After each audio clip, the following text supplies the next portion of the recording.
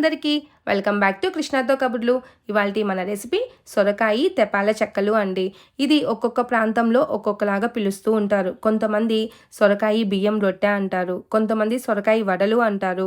మన తెలంగాణ వాళ్ళైతే సొరకాయ సర్వపిండి అంటారు, మన తెలుగు వాళ్ళైతే సొరకాయ తెపాల చెక్కలు అంటారు. పేరు ఏదైనా, చేసే విధానం ఏదైనా, టేస్ట్ మాత్రం యూనిక్గా ఉంటుందన్నమాట. అంత మంచి హెల్దీ రెసిపీ.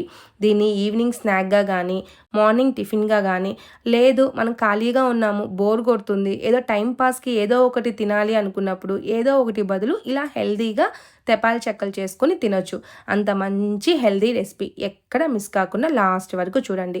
అయితే మన ఛానల్ని సబ్స్క్రైబ్ చేసుకోకపోతే సబ్స్క్రైబ్ చేసుకోండి. ఇక ప్రొసీజర్లోకి వెళ్ళిపోదాం. ముందుగా నేను ఒక లేత సొరకాయని తీసుకుని దానిలో హాఫ్ సొరకాయని పీల్ తీసి ఇలా ముక్కలు కట్ చేసుకుంటున్నాను. యాక్చువల్గా అయితే మనం చక్కగా తురుము పట్టుకునేసి చేసుకోవచ్చు అనమాట. నేను తురుము పట్టడానికి నా వేలు కొంచెం చిన్న కోసుకునింది, అందువల్ల మిక్సీకి పట్టుకుంటున్నాను. ఇలా మిక్సీకి పట్టుకుని చేసినా బాగుంటుంది.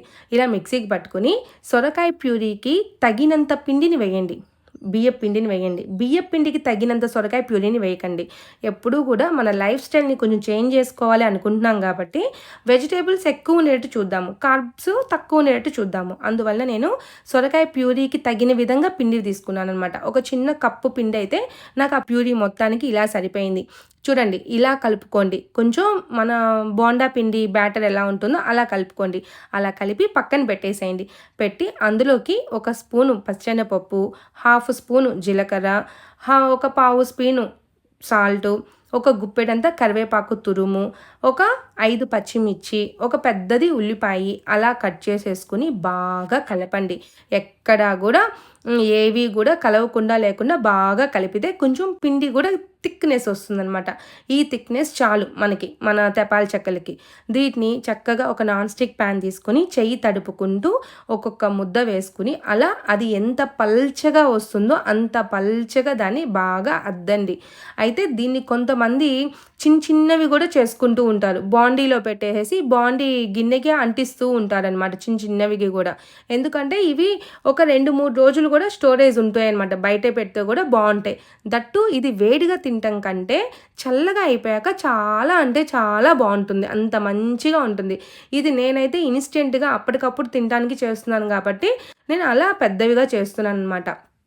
అలా అద్దేసి కొంచెం ఒక హాఫ్ స్పూన్ ఆయిల్ వేసి 2 పక్కల గోల్డెన్ బ్రౌన్కి వచ్చే విధంగా బాగా కాల్చుకోండి. ఇదైతే టైం పడుతుంది, ఒక 10 మినిట్స్ వరకు పడుతుంది. మొత్తం ఒక 5 రొట్టెలు అలా చేయడానికి కూడా 10 to 15 మినిట్స్ పడుతుందన్నమాట. బాగా అద్దేసేసి సిమ్మర్లో పెట్టుకునేసి మనం ఏదైనా ఇంట్లో పనులు చేసుకుంటూ దాన్ని అబ్జర్వ్ చేస్తూ ఉంటే కూడా మన తెపాల చెక్కలు అనేది రెడీ అయిపోతూ ఉంటాయి అన్నమాట. అలా 2 వైపులా నీట్గా కాల్చుకోండి. అయితే ఇక్కడ ఒకటి గుర్తుపెట్టుకోండి, మనం ఆయిల్ తక్కువ వేస్తున్నాము, కూరగాయ ఎక్కువ వేస్తున్నాము కాబట్టి కొంచెం లేట్ పడుతుంది. చుట్టూతా క్రంచీగా ఉంటుంది, క్రిస్పీగాను ఉంటుంది, మధ్య మధ్యలో మెత్తగాను ఉంటుంది. అంత బాగుంటుంది అనమాట. ఇది చక్కగా ఈవినింగ్ టైము ఇది 1-2 రొట్టెలు తినేసేసి మంచి అల్లం టీ ఒకటి పెట్టుకుని తాగేసేస్తే అసలు నైట్ డిన్నర్ కూడా చేయరు. అంత మంచి రెసిపీ అనమాట. అయితే ఈ వీడియో నచ్చిందా? నచ్చితే లైక్ చేయండి, అలాగే మీ ఫ్యామిలీ అండ్ ఫ్రెండ్స్కి షేర్ చేయండి. అయితే సబ్స్క్రైబ్ చేసుకోవడం మటుకు మర్చిపోకండి. Until then bye bye.